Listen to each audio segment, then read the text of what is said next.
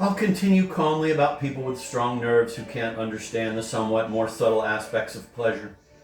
Although under other circumstances these people may roar like furious bulls and this may add immensely to their prestige, they capitulate at once before the impossible, that is, a stone wall. What stone wall? Why, the laws of nature, of course. The conclusions of the natural sciences, of mathematics. When they are through proving to you that you descend from the monkey, it will do you no good to screw up your nose. You'll just have to take it. Trust them to prove to you that a single drop of your own fat is bound to be dearer to you, when you come down to it, than 100,000 human lives, and that this conclusion is an answer to all this talk about virtue and duty, and other ravings and superstitions. So just take it for what it is. There's nothing else you can do.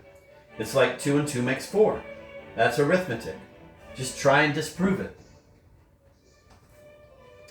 Wait a minute, they'll call out to you. Why protest? 2 and 2 do make 4. Nature doesn't ask your advice. She isn't interested in your preferences or whether or not you approve of her laws. You must accept nature as she is with all the consequences that implies. So a wall is a wall, etc., etc. But good Lord, what do I care about the laws of nature and arithmetic if I have my reasons for disliking them, including the one about 2 and 2 making 4? Of course, I won't be able to breach this wall with my head if I'm not strong enough. But I don't have to accept a stone wall just because it's there, and I don't have the strength to breach it. As if such a wall could really leave me resigned and bring peace of mind because it's the same as twice 2 makes 4. How stupid can one get? Isn't it much better to recognize the stone walls and the impossibilities for what they are and refuse to accept them if surrendering makes one too sick? Isn't it better resorting to irrefutable logical constructions to arrive at the most revolting conclusions on the eternal theme that you too somehow share the responsibility for the stone wall, although it's obvious that you're not at all to blame for it, and then to sink voluptuously into inertia, gnashing your teeth in impotent rage, unable to find someone on whom to vent your rage and hatred, and losing hope of ever finding anyone, feeling that you've been shortchanged, cheated, deceived, that everything is a mess in which it is impossible to tell what's what, but that despite this impossibility and deception, it still hurts you. And the less you can understand, the more it hurts.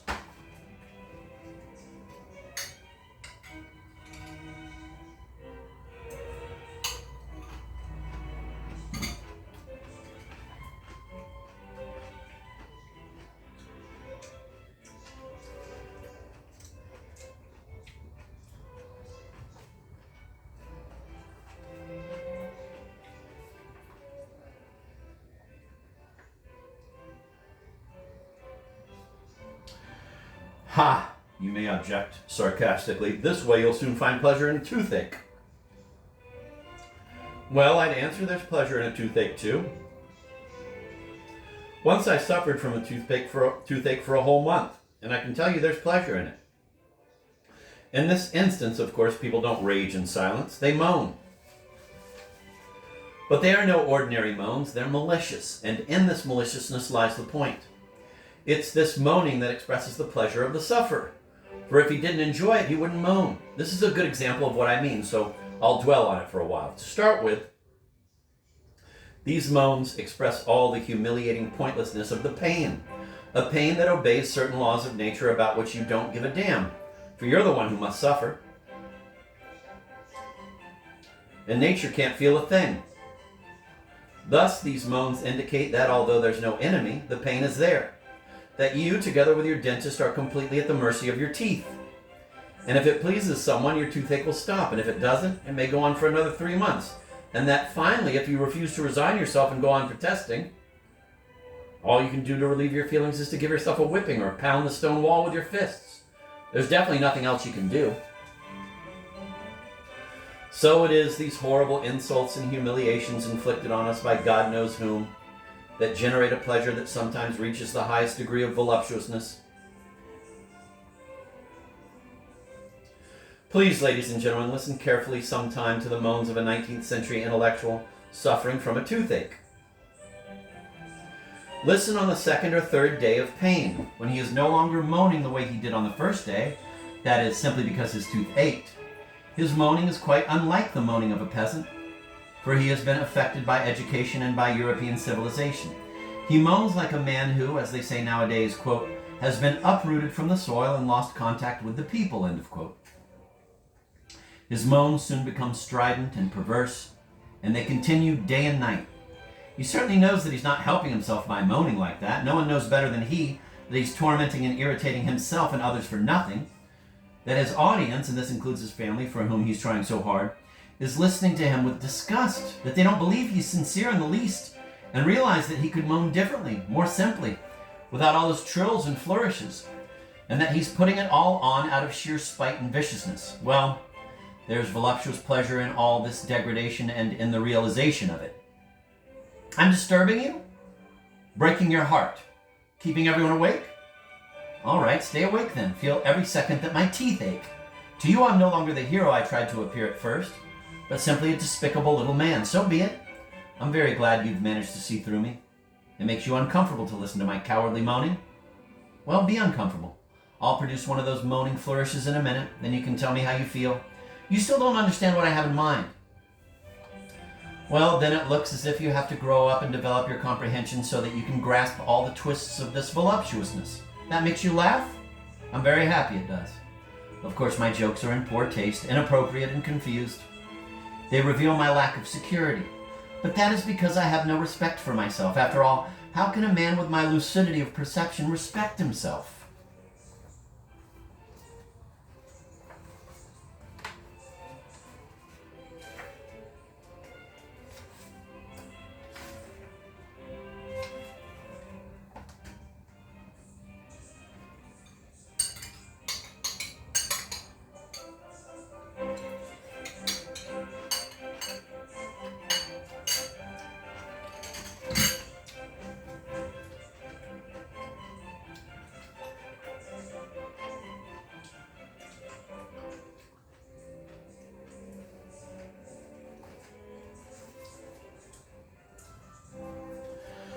No, how is it possible? How is it at all possible for a man to have the slightest respect for himself if he has presumed to find pleasure even in the very sense of his own humiliation? I'm not speaking this way now out of some cloying repentance, and generally I hated saying, "Forgive me, Papa, I won't do it again." Not because I was incapable of saying it, but on the contrary, perhaps precisely because I was all too capable of it. And how? As if on purpose I used to bumble into it on occasions when I'd never thought or dreamed of doing anything wrong. That was the nastiest thing of all. And there I'd be again, waxing tender-hearted, repenting, shedding tears, and certainly hoodwinking myself, though I wasn't pretending in the least. It was my heart that somehow kept mucking things up. Here, even the laws of nature could no longer be blamed, though still, throughout my life, the laws of nature have offended me constantly and more than anything else. It's nasty to look back on it all, and it was nasty then as well. For a minute or so later, I'd be reasoning spitefully that it was all a lie, a loathsome, affected lie. That is, all these repentances, tenderheartednesses, all these vows of regeneration. And you ask why I twisted and tormented myself so? Answer, because it was just too boring to sit there with folded arms. That's why I'd get into such flourishes. Really, it was so. Observe yourselves more closely, gentlemen, and you'll understand that it is so. I made up adventures and devised a life for myself so as to live. At least somehow, a little. How many times it happened to me, well, say, for example, to feel offended just so, for no reason, on purpose. And I know very well that I felt offended for no reason, that I was affecting it. But you can drive yourself so far that in the end, really, you do indeed get offended. Somehow, all my life, I've had an urge to pull such stunts, so that in the end, I could no longer control myself. Another time, twice even, I decided to force myself to fall in love. And I did suffer, gentlemen, I assure you. Deep in one's soul, it's hard to believe one is suffering. Mockery is stirring there, but all the same, I suffer, and in a real, honest-to-God way. I get jealous, lose my temper, and all that from boredom, gentlemen, all from boredom, crushed by inertia for the direct, lawful, immediate fruit of consciousness. For the direct, lawful, immediate fruit of consciousness is inertia. That is, a conscious sitting with folded arms.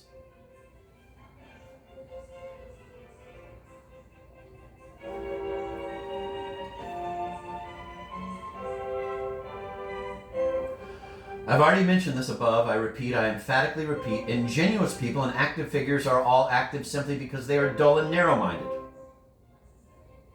How to explain it? Here's how. As a consequence of their narrow-mindedness, they take the most immediate and secondary causes for the primary ones and thus become convinced, more quickly and easily than others that they have found an indisputable basis for their doings, and so they feel at ease. And that, after all, is the main thing. For in order to begin to act, one must first be completely at ease, so that no more doubts remain. Well, and how am I, for example, to set myself at ease? Where are the primary causes on which I can rest? Where are my bases?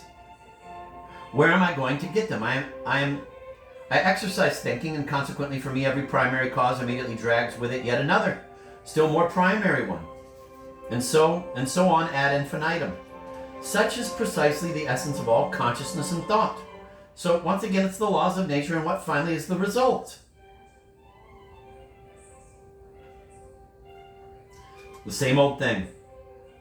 Remember, I was speaking just now about revenge. You probably didn't grasp it. I said a man takes revenge because he finds justice in it. That means he has found a primary cause, a basis, namely justice. So he is set at ease on all sides and consequently takes his revenge calmly and successfully, being convinced that he is doing an honest and just thing. Whereas I do not see any justice here, nor do I find any virtue in it, and consequently, if I set about taking revenge, it will be solely out of wickedness. Wickedness could, of course, overcome everything, all my doubts, and thus could serve quite successfully in place of a primary cause.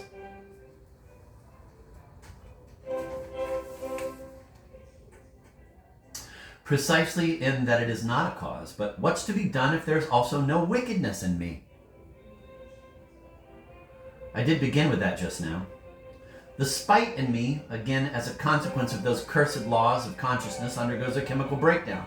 Before your eyes the object vanishes, the reasons evaporate, the culprit is not to be found, the offense becomes not an offense but a fatum, something like a toothache, for which no one is to blame, and consequently what remains is again the same way out, that is to give the wall a painful beating. And so you just wave it aside because you haven't found the primary cause. But try getting blindly carried away by your feelings without reasoning, without a primary cause, driving consciousness away at least for a time. Start hating or fall in love, or only so as not to sit with folded arms. The day after tomorrow at the very latest, you'll begin to despise yourself for having knowingly hoodwinked yourself. The result? A soap bubble and inertia. Oh, gentlemen, perhaps I really regard myself as an intelligent man only because throughout my entire life I've never been able to start or finish anything. Granted, I'm a babbler, a harmless, irksome babbler, as we all are. But what's to be done if the sole and express purpose of every intelligent man is babble? That is, a deliberate pouring from empty into void.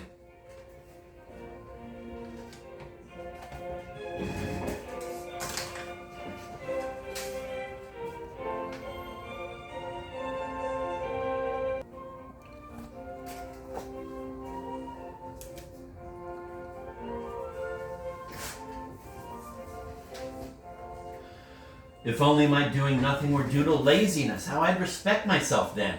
Yes, respect, because I would know that I could be lazy at least, that I had at least one definite feature in me, something positive, something I could be sure of. To the question, who is he, people would answer a lazy man. It would be wonderful to hear that. It would imply that I could be clearly characterized, that there was something to be said about me, a lazy man. Why, it's a calling, a vocation, a career. Ladies and gentlemen, don't laugh, it's the truth. I'd be a member of the foremost club in the land, and my full-time occupation would be constant respect for myself. I once knew a gentleman who all his life was proud of being a connoisseur of Chateau Lafite. He considered it a great virtue and never had any misgivings about it. He died with a conscience that was not merely clear, but jubilant. And he was absolutely right. If I'd had a choice, I'd have chosen for myself the career of a lazy man, a glutton, but one who would have been at the same time a supporter of, quote, the good and the beautiful, end of quote. How would you have liked that? I dreamt of it for a long time. The good and the beautiful sticks in my throat today. When I'm 40, but it didn't always. At one time, I'd immediately have found some appropriate activity for myself, such as drinking to the good and the beautiful. At every opportunity, I'd have allowed a tear to roll down my cheek and fall into my glass, and I'd have raised my glass and emptied it to the good and the beautiful. Then I'd have turned everything under the sun into goodness and beauty. I'd have uncovered it in the most unmistakable piece of rubbish. Tears would have oozed out of me like drops squeezed out of a sponge. An artist paints a picture of S. All right, let's immediately drink to the health of that artist, because I'm a lover of everything that's good and beautiful. Some author writes something that some author writes something that will be to everybody's liking. So let me drink to everyone's health, because I stand for the good and the beautiful. And for this, I'd have demanded respect and have gone for anyone who grudged it to me. So I'd have lived without worrying and died gloriously. What could be more delightful? And think what a belly, what a triple chin I'd have grown myself. And what a ruddy nose. Everyone who came across me would have said, there's a man for you. There's no doubt about him being a real positive person, at least. And say what you like, it's pleasant to hear such remarks in our negative century, ladies and gentlemen.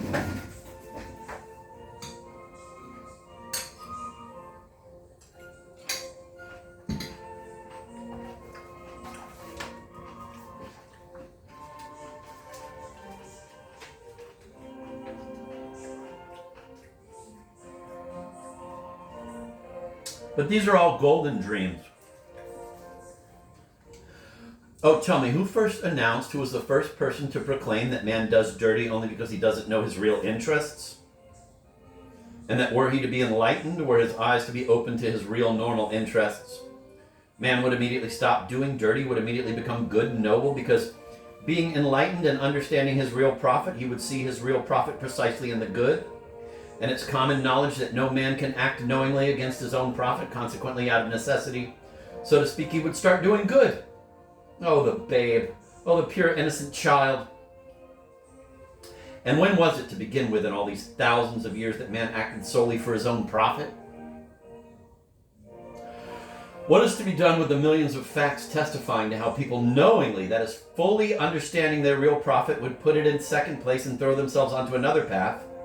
A risk, a perchance, not compelled by anyone or anything, but precisely as if they simply did not want the designated path, and stubbornly, willfully pushed off onto another one, difficult, absurd, searching for it all but in the dark.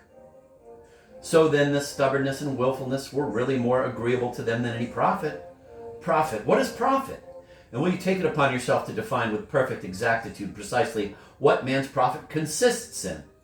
And what if it so happens that on occasion, man's profit not only may, but precisely must, consist in sometimes wishing what is bad for himself and not what is profitable? And if so, if there can be such a case, then the whole rule goes up in smoke. What do you think? Can such a case occur? You're laughing. Laugh then, gentlemen, only answer me. Has man's profit been calculated quite correctly? Isn't there something that not only has not been, but even cannot be fitted into classification?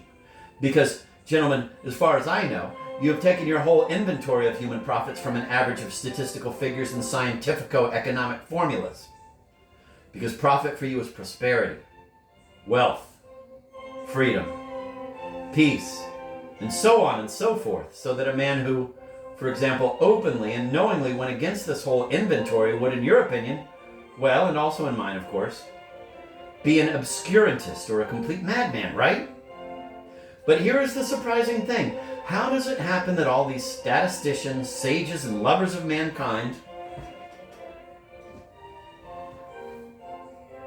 in calculating human profits, constantly omit one profit? They don't even take it into account in the way it ought to be taken, and yet the whole account depends on that. It's no great trouble just to take it, this profit, and include it in the list. But that's the whole bane of it, that this tricky profit doesn't fall into any classification, doesn't fit into any list. I, for instance, have a friend, gentlemen, but he's your friend as well. And whose friend is he not?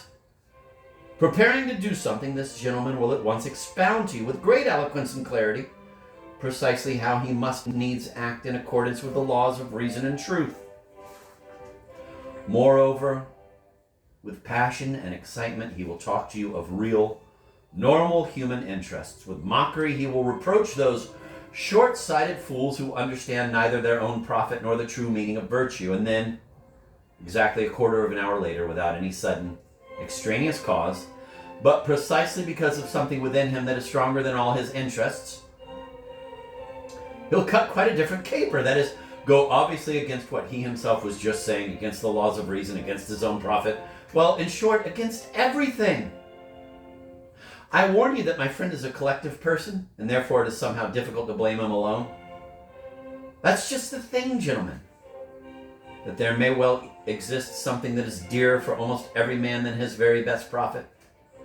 Or, so as not to violate logic, and there is this one most profitable prophet, precisely the omitted one, the one we were just talking about, which is chiefer and more profitable than all other prophets, and for which a man is ready, if need be, to go against all laws, that is, against reason, honor, peace, prosperity, in short, against all these beautiful and useful things, only so as to attain this primary, most profitable profit, which is dearer to him than anything else.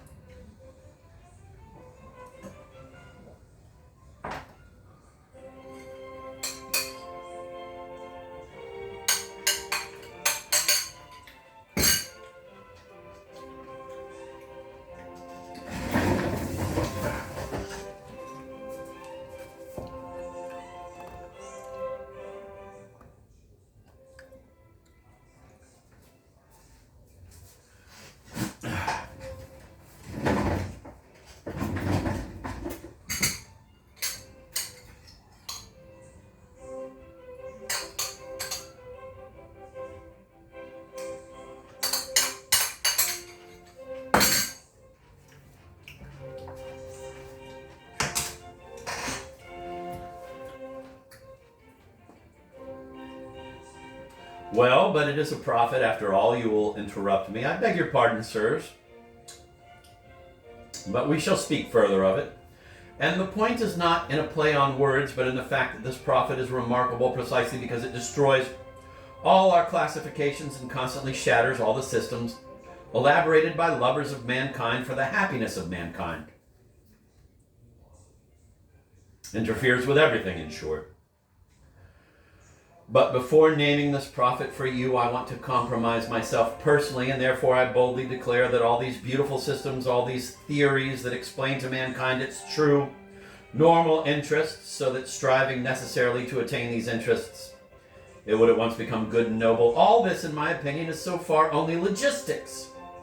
Yes, sirs, logistics.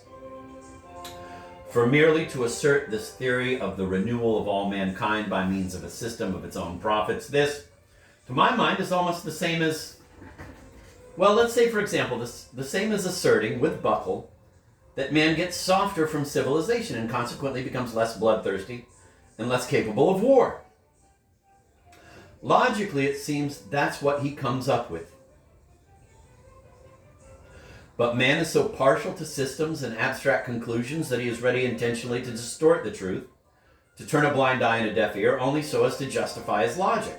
That's why I've chosen this example, because it is an all too vivid one. Why, look around you. Blood is flowing in rivers, and in such a jolly way besides, like champagne. Take this whole 19th century of ours, in which Buckle also lived. Take Napoleon, both the great one and the present one.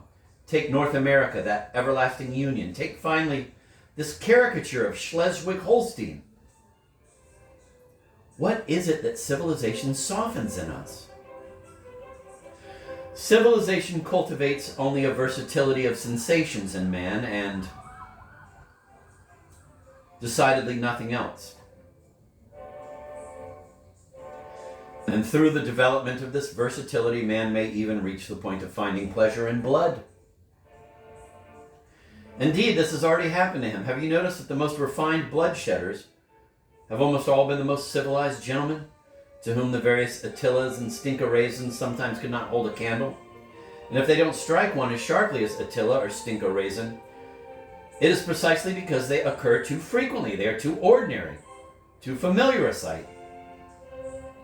If man has not become more bloodthirsty from civilization, at any rate he has certainly become bloodthirsty in a viler way than formerly. Formerly, he saw justice in bloodshed and with a quiet conscience exterminated whoever he had to, while now, though we do regard bloodshed as vile, we still occupy ourselves with this vileness, and even more than formerly. Which is worse? Decide for yourselves. They say that Cleopatra, excuse this example from Roman history, liked to stick golden pins into her slave girls' breasts, and took pleasure in their screaming and writhing. You'll say that this was, relatively speaking, in barbarous times, that now, too, the times are barbarous because, again, relatively speaking, now, too, pins get stuck in. That now, too, though man has learned to see more clearly on occasion than in barbarous times, he is still far from having grown accustomed to acting as reason and science dictate. But even so, you are perfectly confident that he will not fail to grow accustomed once one or two old bad habits have passed, and once common sense and science have thoroughly re-educated and given a normal direction to human nature.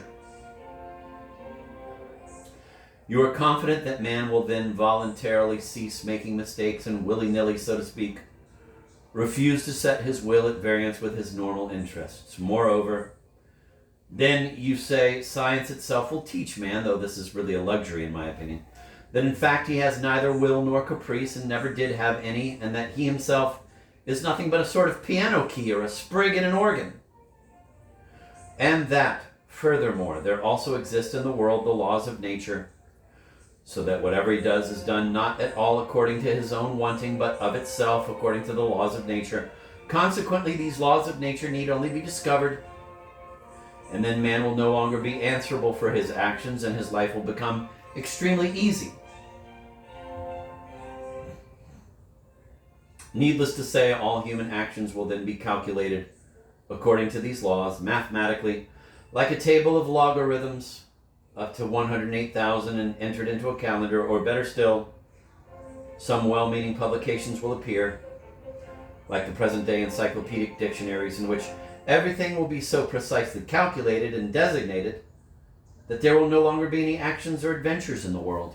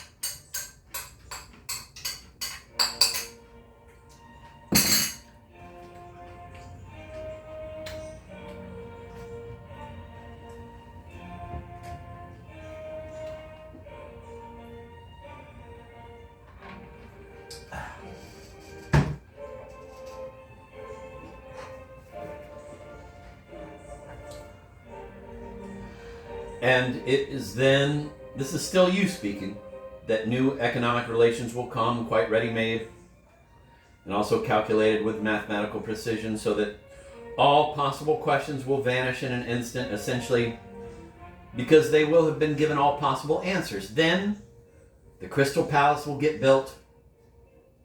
Then, well, in short, then the bird Kagan will come flying. Of course, there's no guaranteeing, this is me speaking now, that it won't, for example, be terribly boring then, because what is there to do if everything's calculated according to some little table? But on the other hand, it will all be extremely reasonable. Of course, what inventions can boredom not lead to? Golden pins also get stuck in from boredom, but all that would be nothing. The bad thing is, this is me speaking again, that for all I know, they may be glad of the golden pins then. Man really is stupid.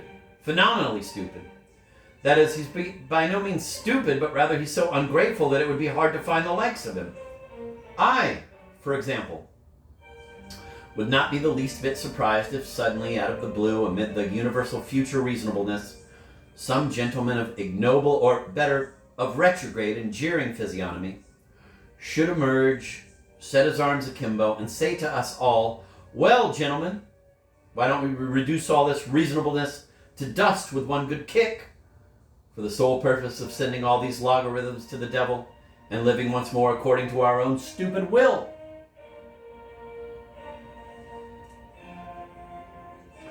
That would still be nothing, but what is offensive is that he'd be sure to find followers. That's how man is arranged. And all this for the emptiest of reasons, which would seem not even worth mentioning, namely that man, whoever he might be, has always and everywhere liked to act as he wants, and not at all as reason and profit dictate, and one can want even against one's own profit, and one sometimes even positively must. This is my idea now. One's own free and voluntary wanting, one's own caprice, however wild, one's own fancy, though chafed sometimes to the point of madness, all this is that same most profitable profit, the omitted one, which does not fit into any classification, and because of which all systems and theories are constantly blown to the devil. And where did all these sages get the idea that man needs some normal, some virtuous wanting? What made them necessarily imagine that what man needs is necessarily a reasonably profitable wanting? Man needs only independent wanting, whatever this independence may cost and wherever it may lead. Well, in this wanting, the devil knows.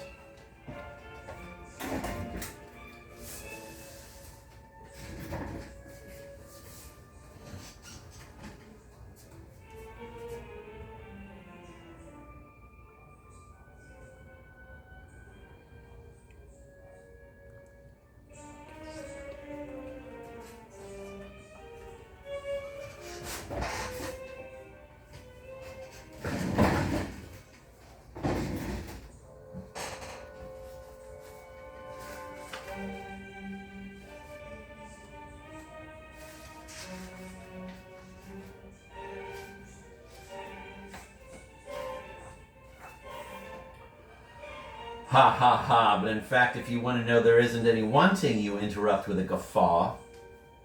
Today's science has even so succeeded in anatomizing man up that we know.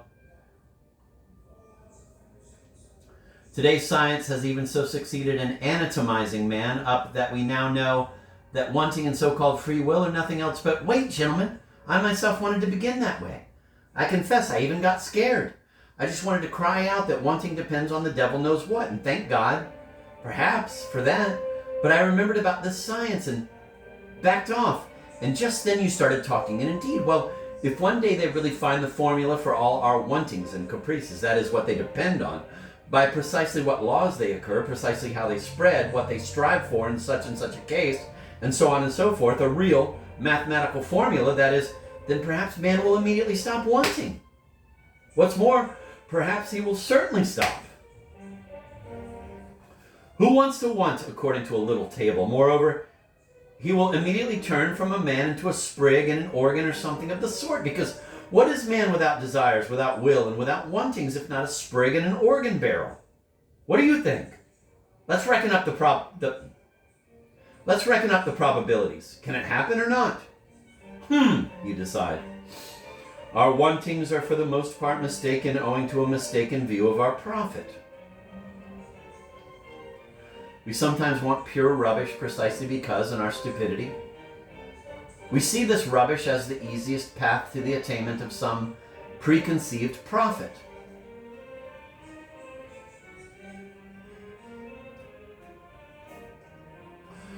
Well, but when it's all explained, worked out on a piece of paper, which is quite possible, because after all it's vile and senseless to believe beforehand that there are certain laws of nature which man will never learn, then to be sure, there will be no more so-called desires. For if wanting someday gets completely in cahoots with reason, then essentially we shall be reasoning and not wanting, because it really is impossible, for example, while preserving reason, to want senselessness and thus knowingly go against reason and wish yourself harm.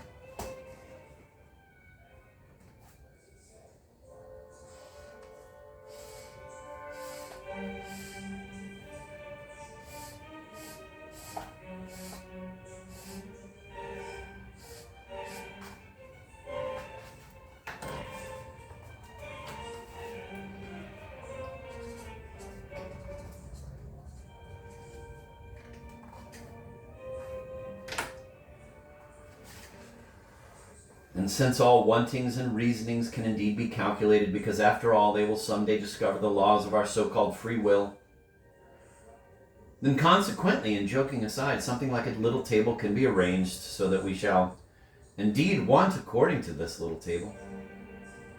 For if it should someday be worked out and proved to me that when I made a fig at such and such a person, it was precisely because I could not do otherwise, and that I was bound to do it with such and such a finger, then what is left so free in me, especially if I am a learned man and have completed a course of studies somewhere? No. Then I can calculate my life for 30 years ahead. In short, if this does get arranged, then we really will have no choice. We'll have to accept it in any case. And generally, we ought tirelessly to repeat to ourselves that precisely at such and such a moment, in such and such circumstances, nature does not ask our permission, that it must be accepted as it is and not as we fancy. And if we are really aiming at a little table and a calendar and, well, and even at a retort, then there's no help for it. We must accept the retort, or else it will get accepted of itself without you.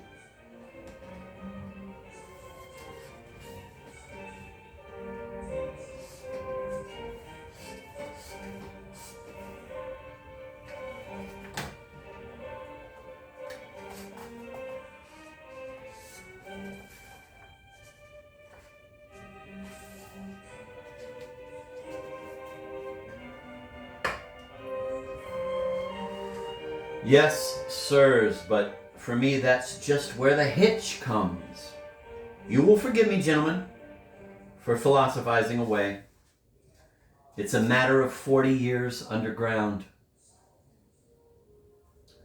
Allow me to indulge my fancy a bit. You see, reason, gentlemen, is a fine thing that is unquestionable, but reason is only reason and satisfies only man's reasoning capacity, while wanting is a manifestation of the whole of life. That is, the whole of human life, including reason and various little itches. And though our life in this manifestation often turns out to be a bit of trash, still it is life and not just the extraction of a square root. I, for example, quite naturally want to live so as to satisfy my whole capacity for living, and not so as to satisfy just my reasoning capacity alone, which is some 20th part of my whole capacity for living. What does reason know? Reason knows only what it has managed to learn. Some things perhaps it will never learn. This is no consolation, but why not say it anyway? While human nature acts as an entire whole, with everything that is in it, consciously and unconsciously, and though it lies, still it lives. I suspect, gentlemen, that you are looking at me with pity. You repeat to me that an enlightened and developed man, such, in short, as the future man will be, simply cannot knowingly want anything unprofitable for himself. That this is mathematics. I agree completely. It is indeed mathematics. But I repeat to you for the 100th time, there's only one case, one only, when man may purposely, consciously wish for himself even the harmful, the stupid, even what is stupidest of all, namely, so as to have the right to wish for himself even what is stupidest of all, and not be bound by an obligation to wish for himself only what is intelligent.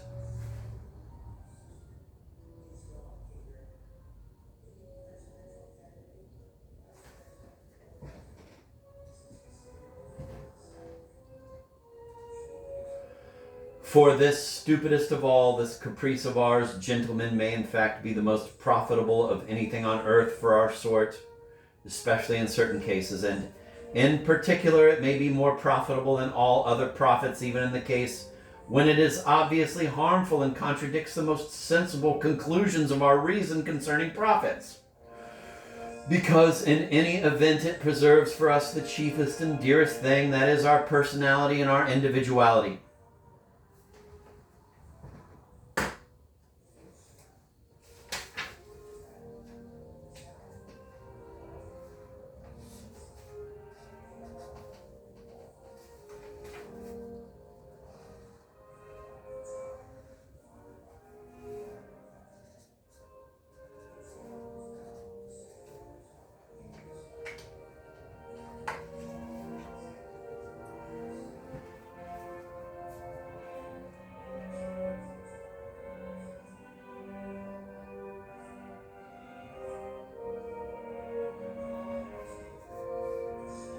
Now some insist that this is indeed the dearest of all things for man.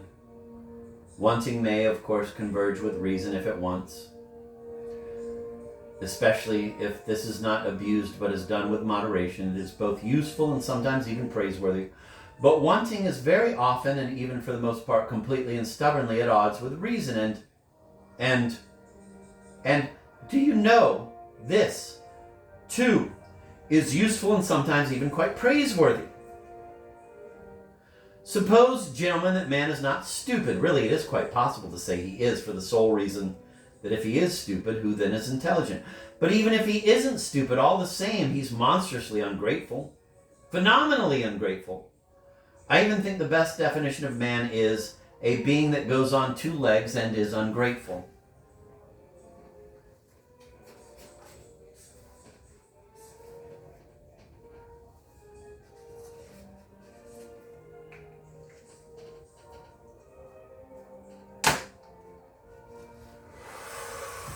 But that's still not all. That's still not his chief defect. His chiefest defect is his constant lack of good behavior, constant from the Great Flood to the Schleswig-Holstein period of man's destiny.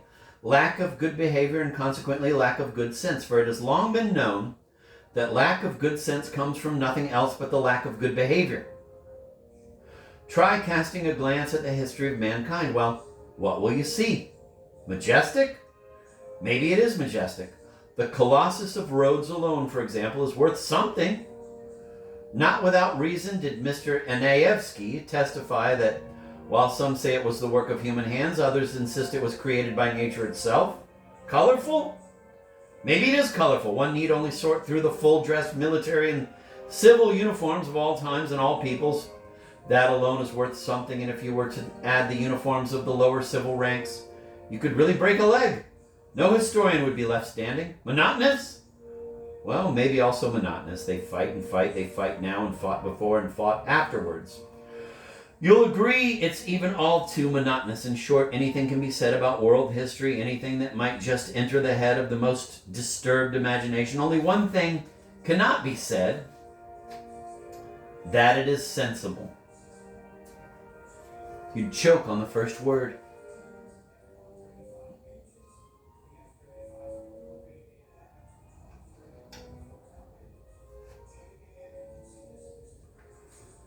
And one even comes upon this sort of thing all the time. There constantly appear in life people of such good behavior and good sense, such sages and lovers of mankind as precisely make it their goal to spend their entire lives in the best behaved and most sensible way possible, to become, so to speak, a light for their neighbors, essentially in order to prove to them that one can indeed live in the world as a person of good behavior and good sense. And what then?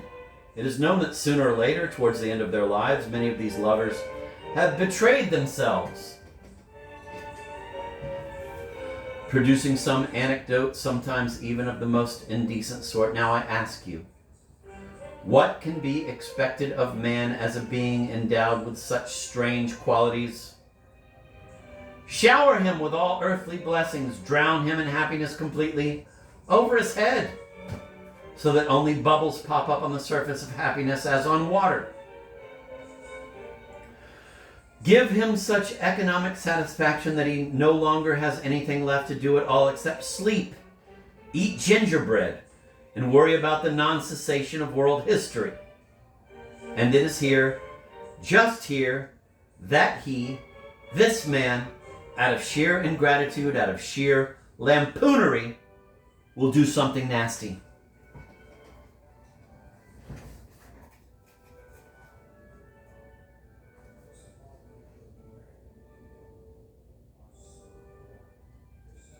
He will even risk his gingerbread and wish on purpose for the most pernicious nonsense, the most non-economical meaninglessness, solely in order